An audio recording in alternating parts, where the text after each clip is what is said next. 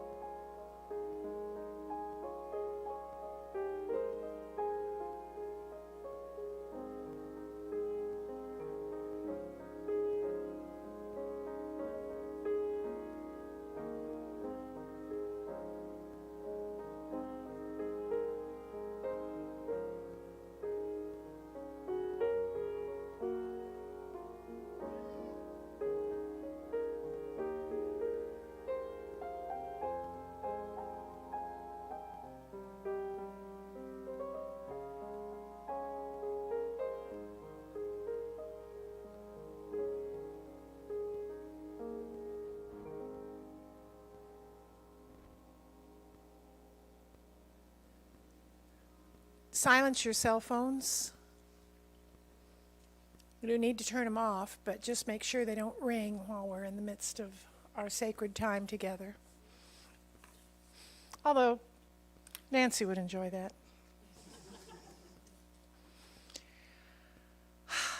We're here today to honor Nancy, and I like to open with this poem, and Brad really liked it and wanted to be sure we included it. But this speaks so deeply and metaphorically to me to what we're really talking about today.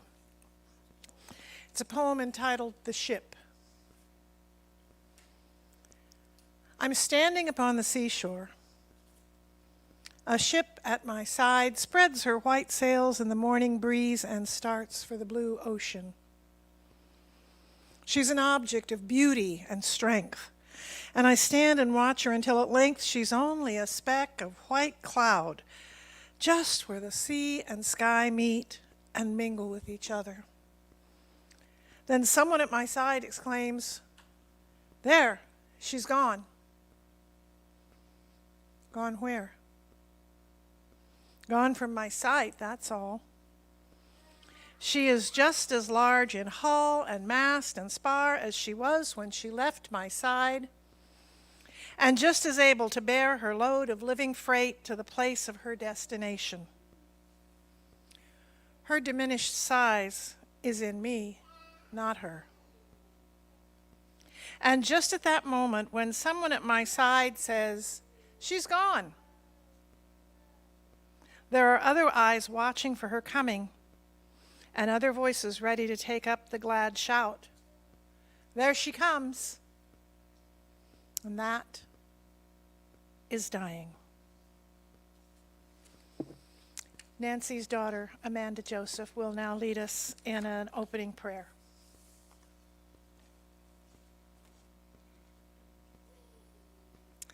Thanks for being here, everyone. I invite you to close your eyes if that feels good for you. If not, I invite you to look down and unfocus your gaze.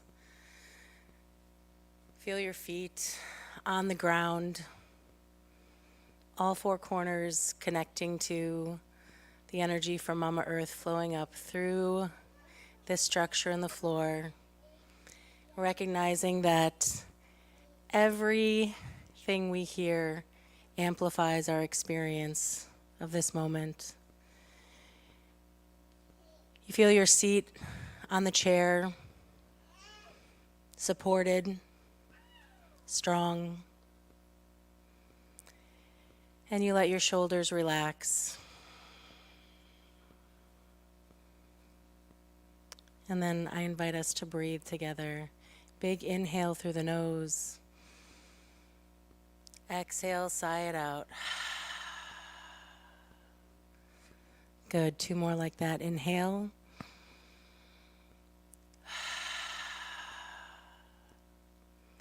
One last one. Inhale.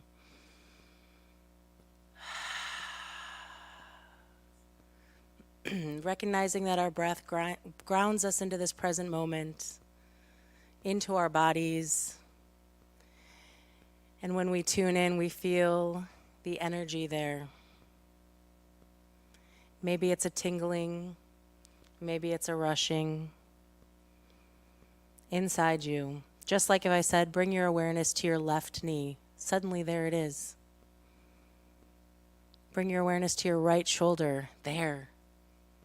That energy inside you is the same as energy inside all of us, connecting us to this moment, to each other, to the realm of infinite possibility, to divine oneness.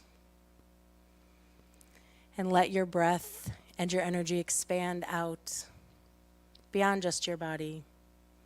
Maybe you feel it bump up against the energy of the person sitting next to you, flowing outward, downward, upward, as we recognize the connectedness of it all. Knowing that there are energies that are bumping up against ours that we can't see or name, and yet we can feel and experience, knowing that energy cannot be created or destroyed. It always is. And this energy in us, as us, through us, has always been there, always will be there, regardless of the form that we are taking in this moment. And we ground down in the truth of the connectedness, of the infinite, letting that oneness, that love, wash over you, wash over us. Whatever name you may choose to use that makes you feel reverent and connected. Knowing that each of us have our own way of connecting to that. And they are all equally valuable and important. One more big inhale. And exhale, eyes blink open. Thank you.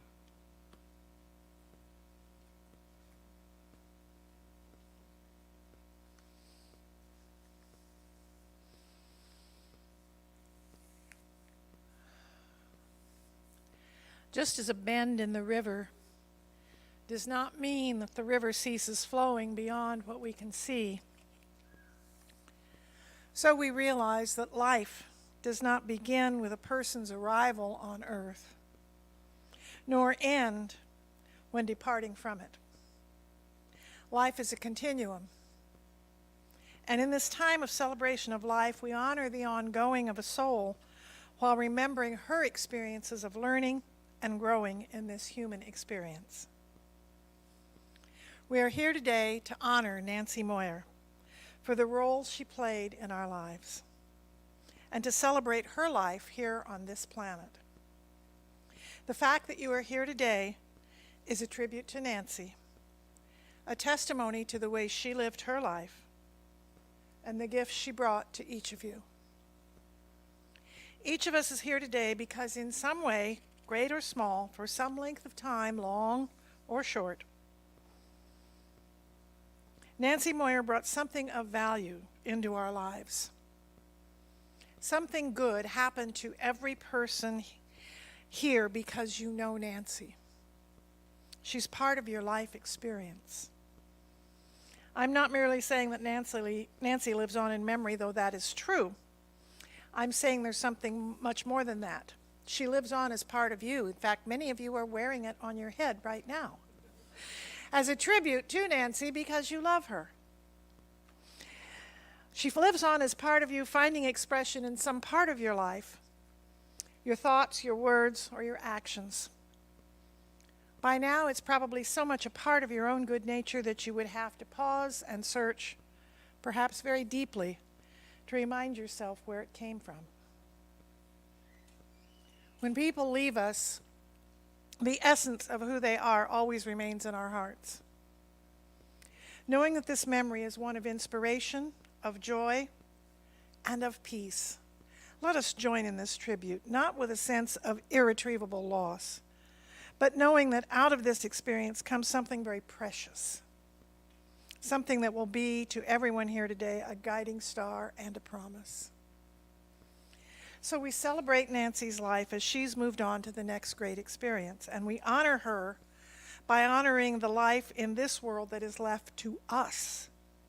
Let today serve to remind us that life is to be lived. Life is to be celebrated. And we are here to celebrate Nancy's expression of life. Nancy Margaret Bondeck was born November 17, 1946 in Rockford, Illinois, and made her transition on April 24, 2023 at her home in Eugene, Oregon. A gravestone lists 2 dates, usually with a dash in between. Well, those dates are only single moments in time. They're bookends to a life. It is in the dash between those 2 dates that everything we hoped for and dreamed of is lived out. It is that dash that represents all the time she spent here on Earth.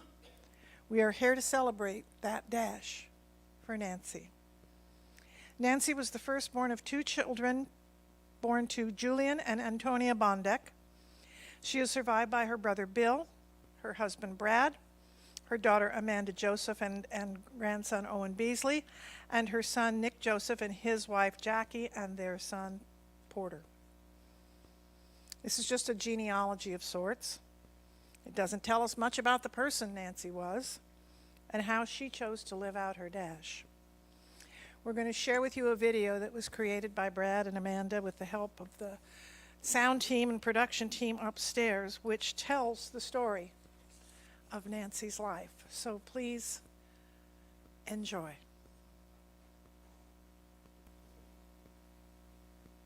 Nancy Margaret Bondick was born November 17, 1946, in Rockford, Illinois. Rockford, nicknamed the Forest City, is the second largest city in Illinois outside of the Chicago area. It is known to many for the Rockford Peaches of the Women's Professional Baseball Association, which was featured in the film A League of Their Own. Nancy also liked to point out that the sock monkey was invented in Rockford, and that Rockford is known as the home of the sock monkey. Nancy's parents were Julian and Antonia Bondick. The Bondicks lived on Lincoln Avenue when Nancy was born, but they soon moved to this small house on Arlene Street where Nancy grew up. Nancy was a third-generation immigrant of Polish and Lithuanian descent. She liked to say that her genetics made her strong like a bull, only she would say it with an Eastern European accent. Nancy had one sibling, her brother Bill, who was 3.5 years younger than her. Nancy was raised and confirmed in the Catholic Church. She was a Girl Scout and she loved to go swimming. She attended Roosevelt Junior High School, where she participated in many activities, including playing the flute in the junior high orchestra. In 9th grade, she challenged for first chair and won. This was something she was very proud of. She was elected president of the Y-Teens, a group affiliated with the YWCA. She was in the Future Teachers of America. She attended Boylan Central Catholic High School, where she thrived. She met many of her lifelong friends, some of whom are watching with us today. She participated in a number of social activities, one of which was being elected treasurer of the Pep Club. She graduated from Boylan in 1964 and went on to attend St. Norbert College in West De Pere, Wisconsin.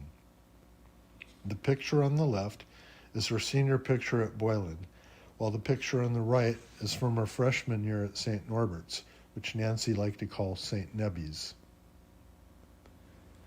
In the summer of 1966, Nancy was married to her high school sweetheart, Al Lashog.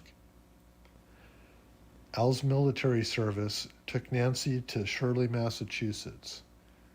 Al was stationed at Fort Devens, and Nancy worked at the George Foster Suspender Factory. Her job was to pack fur-lined jockstraps. Nancy enjoyed dressing up and the fashion of the 60s. She spent much of her life in search of the perfect hairstyle. Al was sent to Vietnam, and Nancy returned to Rockford. In November of 1969, Al was stationed in Germany, so Nancy joined him. They lived in Herzogenaurach, a small German town northwest of Nuremberg, which is the home of the athletic brands Adidas and Puma.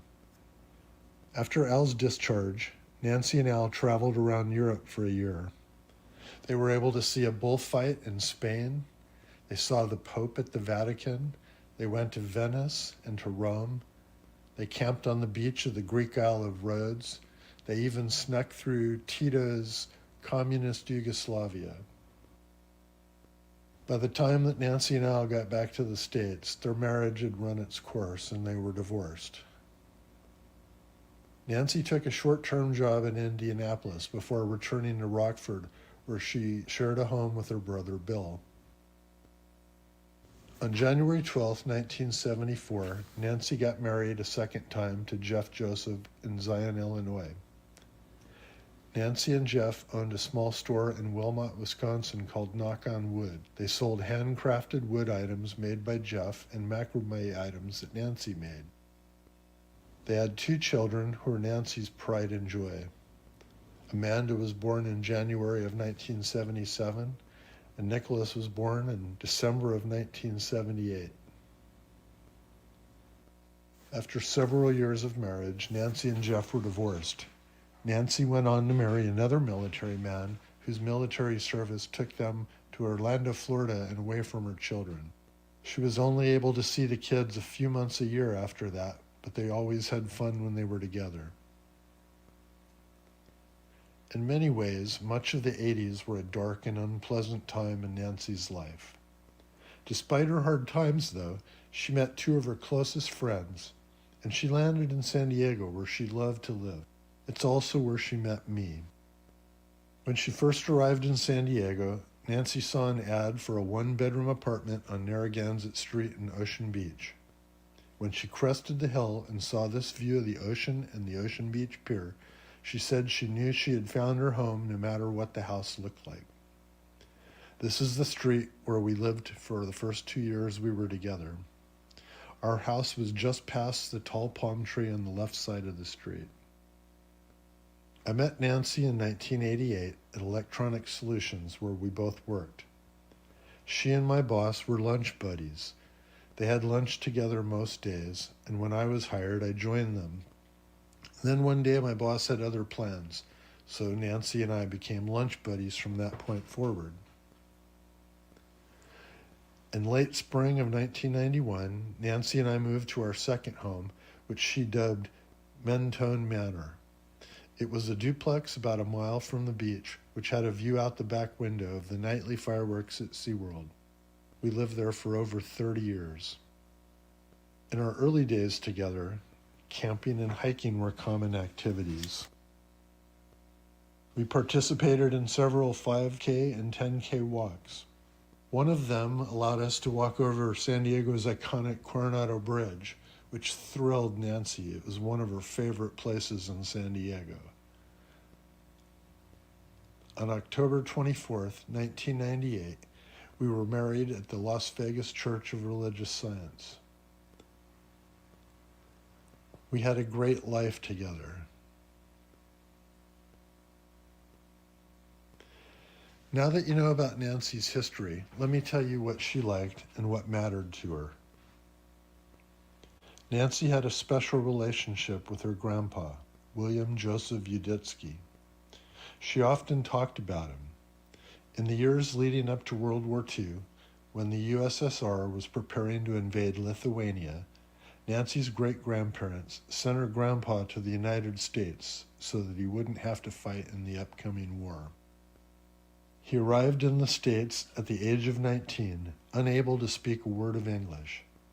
He made his way to Wisconsin, where he joined up with other family members. He was never able to return home or see his parents ever again. As a young girl, Nancy enjoyed playing the piano for her grandpa on Sunday afternoons. She also told me that she talked to him as they fell asleep through the walls between their bedrooms and how much she enjoyed this. Toward the end of his life, he lived with Nancy and Jeff. Nancy loved dealy boppers, and she had one for every occasion. Nancy loved to organize things, as you can see from this note that I found on her desk. She had lists for everything. She planned our menu each week. She kept an inventory of our freezer and storage cabinets. She liked packing suitcases in the dishwasher. She looked at it as an efficiency challenge. Nancy loved baseball and was a longtime member of the Die-Hard Cubs fan club.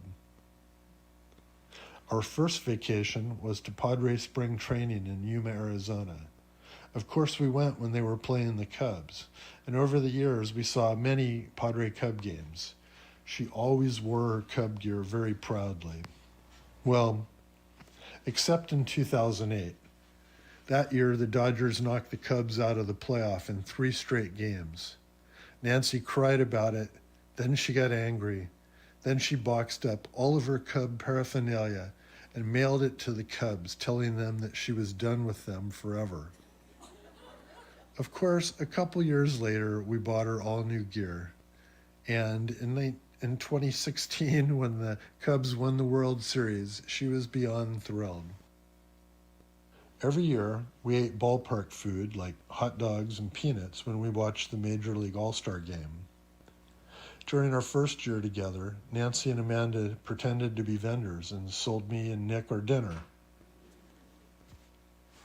Nancy loved books and reading, especially with her grandkids. She loved bookmarks and had a collection of them. She liked to give special books as gifts with a bookmark and a handwritten note inside the first page. She believed that being able to read was one of the most empowering skills a person could have, so she volunteered her time as a literacy tutor for Read San Diego. She liked word games. She especially liked doing the jumble in the Sunday paper. She liked trivia games.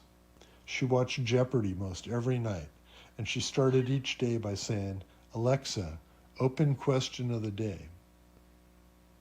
As a secretary most of her life, she was a skilled proofreader and often helped me with my resumes. She was a stickler for spelling and grammar. She had a sharp and insightful mind. She was quick with the comeback, and she wasn't someone that you wanted to debate. Nancy loved SpongeBob SquarePants. She watched it so much she could recite the lines verbatim. She used to say she was SpongeBob's oldest fan. She loved SpongeBob before either of her grandchildren knew that SpongeBob existed. Nancy loved to laugh, and she did it wholeheartedly. Her favorite joke was, "What do you call a short psychic who escaped from prison?" A small medium at large. Nancy loved cacti and succulents, and she owned many of them. She particularly liked the saguaro cacti. Nancy began caring for the cactus with the big white flower when a neighbor moved out and left it behind.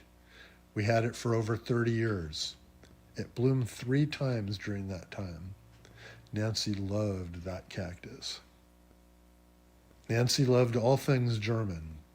She felt a deep connection to Germany. She said that she believed she lived there in a previous life. She frequently said that her favorite German words were Fünf and Schlafensack, which mean 5, and sleeping bag. This is a picture I took of Nancy in December of 2010, where she's standing in front of the house where she and Al lived in 1969. Their apartment was upstairs above a butcher shop.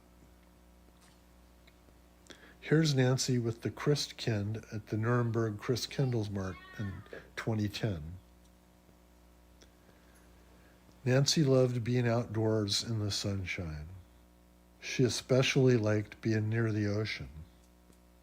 She loved the Ocean Beach Pier, which was 5 blocks down the street from our first home.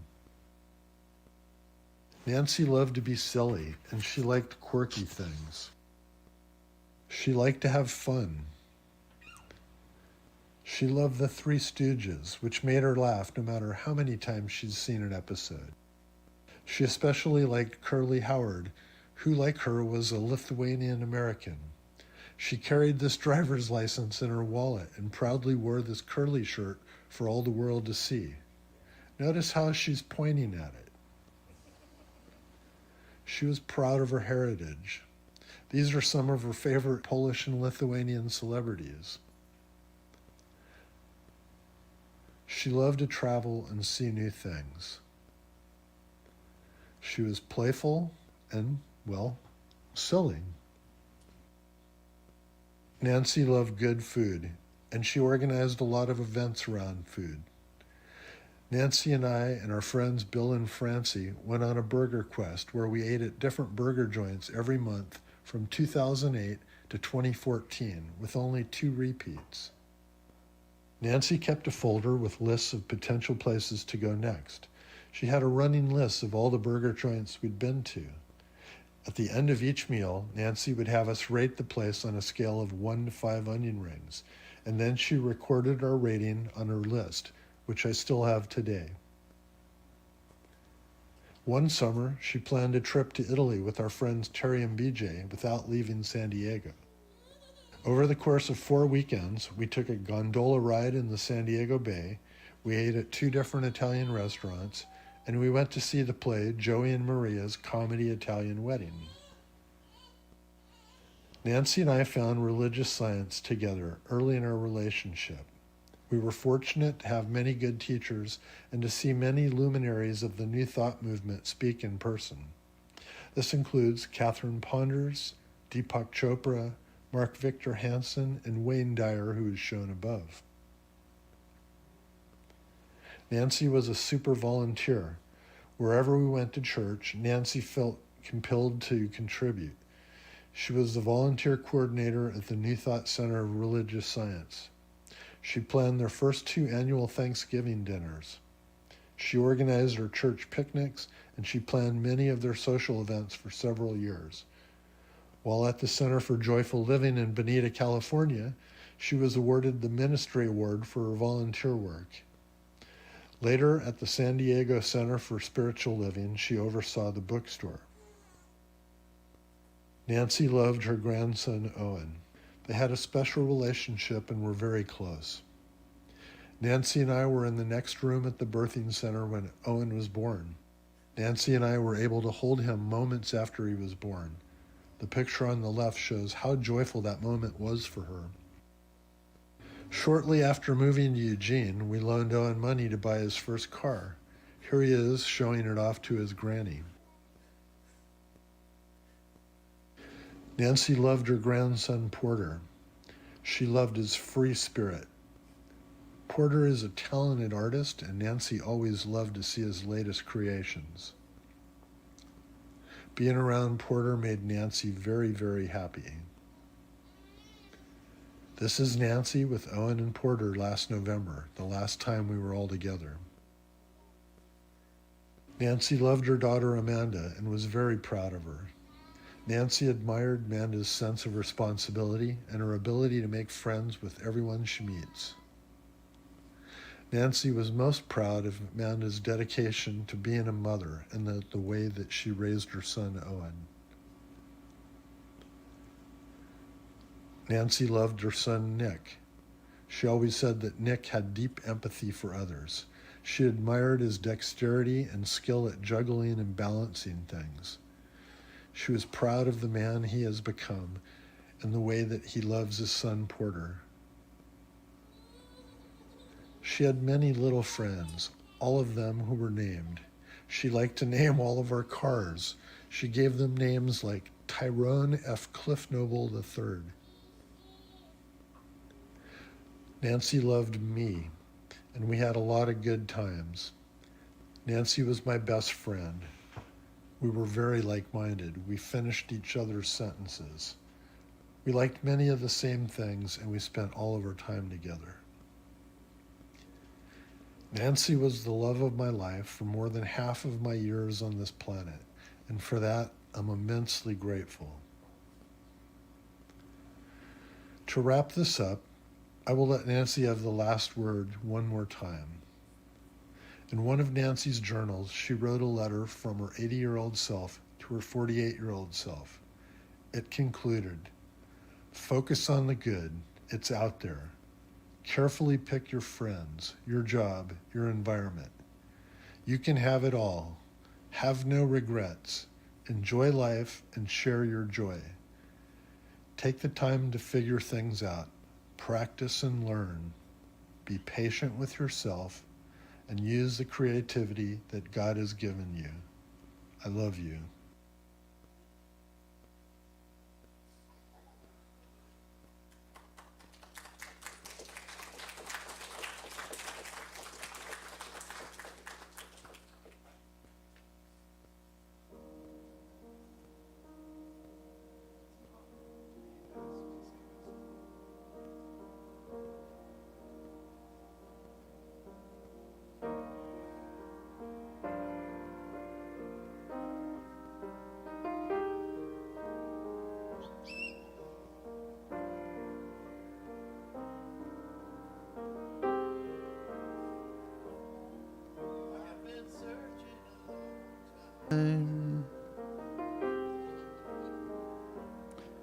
for someone exactly like you. I've been traveling all around the world, waiting for you to come through. Someone like you, make it all worthwhile. Someone like you, make me satisfied. Someone exactly like you.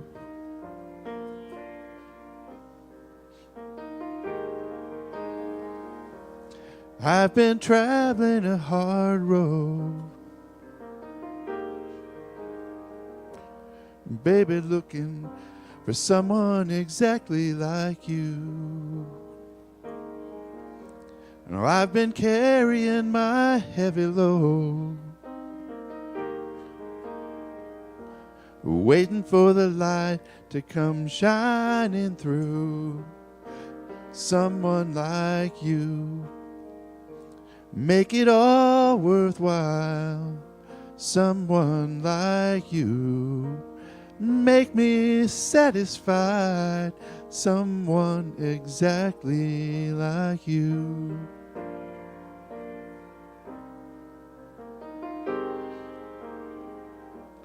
Now I've been doing some soul searching to find out where you're at. I've been up and down the highway in all kinds of foreign lands. Yes, I've been all around the world, marching to the beat of a different drum. But from the first day with her I realized, oh, the best was yet to come. Someone like you, make it all worthwhile. Someone like you, make me satisfied. Someone exactly like you. Someone like you.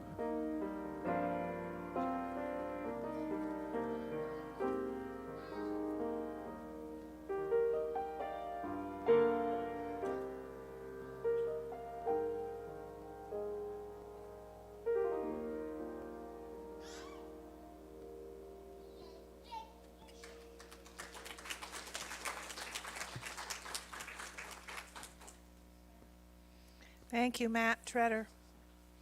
Stepping in at the last minute, we really appreciate it. It's with a deep sense of love and personal loss that we say goodbye to Nancy. Though she's stepped out of our vision, she still lives in our hearts. The word death in Aramaic, which is the language that was spoken by Jesus, means not here, present elsewhere. This definition confirms my personal belief in the ongoingness of life. God is life, the Alpha and the Omega, with no beginning and no end. As we've been told by the great spiritual teachings, upon bodily death we are returned to God. Or as Amanda said, to whatever name that works, to know that energy, that life, that force that is behind all things. For those of us left behind, it's hard to think of anything good in death. But the truth of Nancy and of each of us is that we are birthless, deathless, and changeless. Each one of us is a spirit that chose to play here in this time-space experience for a while, and then when it's time, we go home. Just as a caterpillar builds a cocoon and dies that it might emerge as a butterfly. With death, we too are born into new life. Today's a sad day, but it's also one of the greatest celebrations for Nancy. It's the end of one cycle and the beginning of another. And I know each of you has unique memories of Nancy, memories that will help you with your grief. And I know she would like you to share your memories to help each other. There will be a reception afterwards where a lot of you can do that together.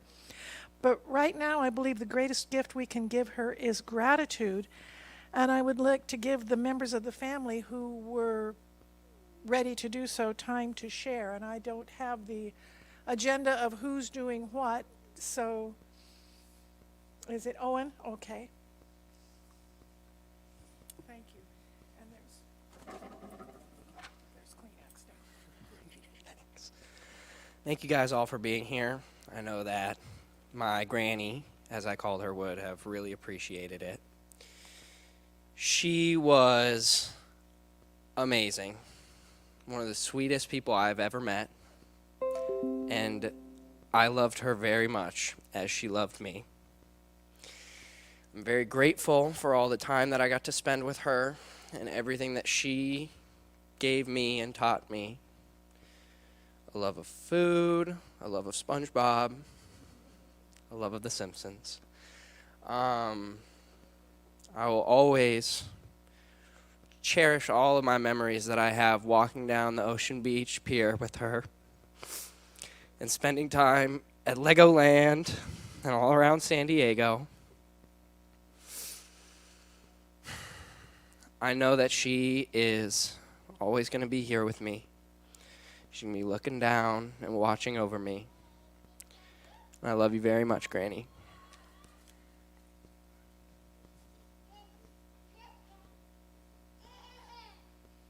Nobody has to.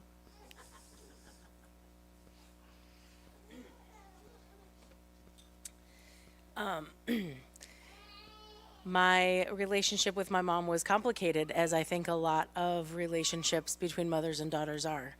And one of the things, it's been a few months since she passed. And one of the things that I've really come to embrace about my mom was that she had some really, really hard experiences in her life, even when she was really young. And she chose joy all the time. She chose laughter and humor and resiliency. And it really shows me what a strong woman she was. To know that the life that she had that was so joyful was not because of her experiences, but in spite of her experiences. And that is something that I value and I really am taking away.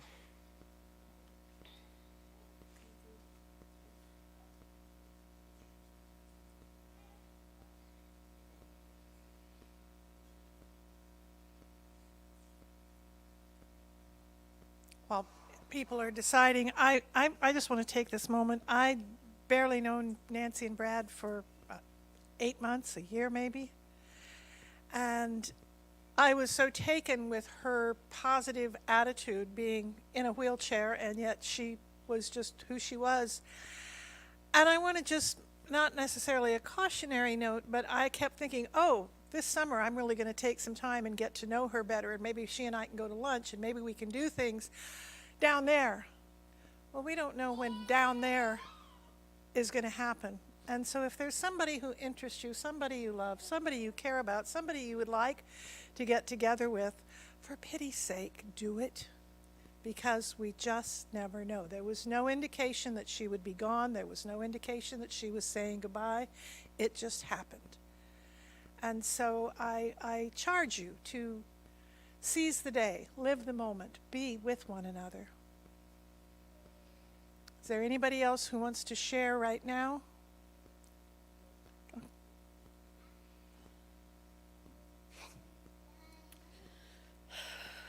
I never really knew my great aunt Nancy, but and I never got to really spend time with her because I've always been a boy from Oregon, and I've never been really out of state.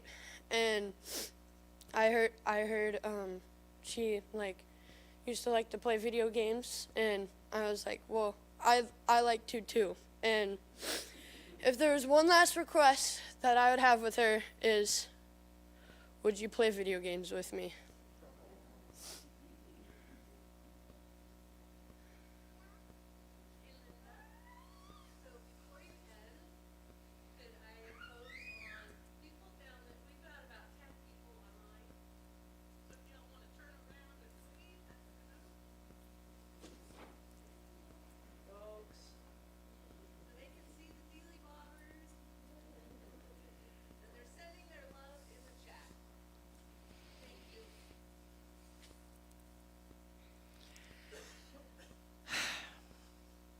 She's playing video with you anytime you want. She's on your shoulder. It's not about what happens to us. It's about how we deal with what happens to us. Each of you, every single person here, has something in common. You loved in your own way Nancy. That alone makes you family. She's your teacher. She's your guide. As long as you remember the joy with which she embraced life, she's alive in you. As long as you embrace the family around you, she's alive in you. If Nancy were here right now, what would she say to you? How would she help you get through this? Please open your heart to hear the love that continues to live long after the soul has left the body.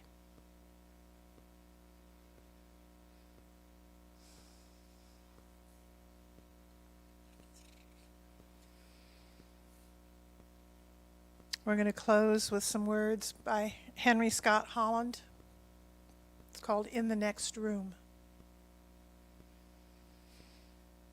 Death is nothing at all. I've only slipped away into the next room. I am I, and you are you. Whatever we were to each other, that we still are. Call me by my old familiar name. Speak to me in the easy way you always used. Put no difference in your tone. Wear no forced air or solemnity or sorrow. Laugh as we always laughed at the little jokes we've enjoyed together. Play. Smile. Think of me. Pray for me. Why should I be out of mind just because I am out of sight? I am just but waiting for you for an interval somewhere very near, just around the corner. All is well. Let us pray. I invite you now, where you are, if you can, to join hands with one another. With those near you. If you aren't near someone, don't worry, but just create a chain. A symbol of the cycle of life without beginning and end.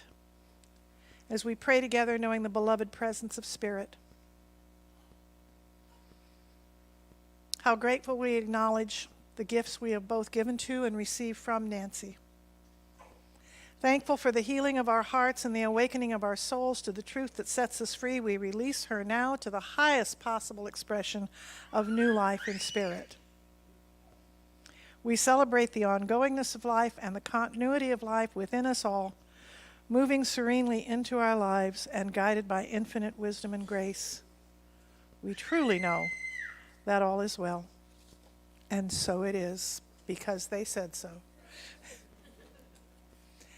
And there will be time in the social hall. There's cake and a couple of platters, some food platter for snacks. And we welcome you all to just stay and visit for a while and think fondly of Nancy and keep bobbling your dealy boppers. Thank you for being here.